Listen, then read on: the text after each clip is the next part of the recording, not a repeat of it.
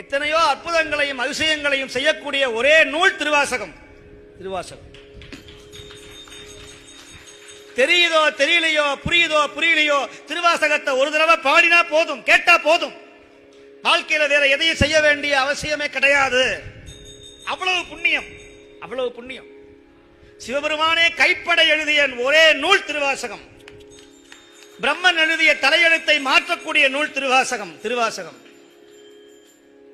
மாணிக்க வாசகர் சொல்ல, கையில இருக்கிற ஈசனே தன் கைப்பட கை வலிக்க எழுதிய அருளிய நூல் தெய்வ நூல் என்று சொல்லுகிறார் சைவ எல்லப்பனாவலர்.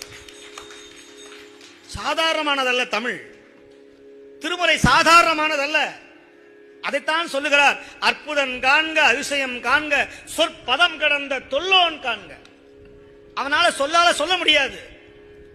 சுவாமிய நீங்க நம்ம இங்க பேசுறோம், ஆனா அங்க போயிட்டா பேச்சு வராது.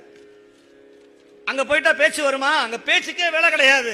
சொல் பதம் கடந்த தொல்லோன் காண்க, சொல்லே வராது. அங்க மௌனம் தான். நீயும் நானுமாய் ஏக போகமாய் அவரை பார்க்க வேண்டியது, அவர் நம்மை பார்க்குவார். என்னை நோக்குவார் யாரோ, என்னான் செய்கேன் எம்பெருமான் பொன்னே திகழும் திருமேனி எந்தாய் நான் எங்கு புகுவேன். இங்கு வந்து புகுந்தா அது நடக்கும். நீங்க அவரை பார்த்தா அவர் உங்களை பார்ப்பார்.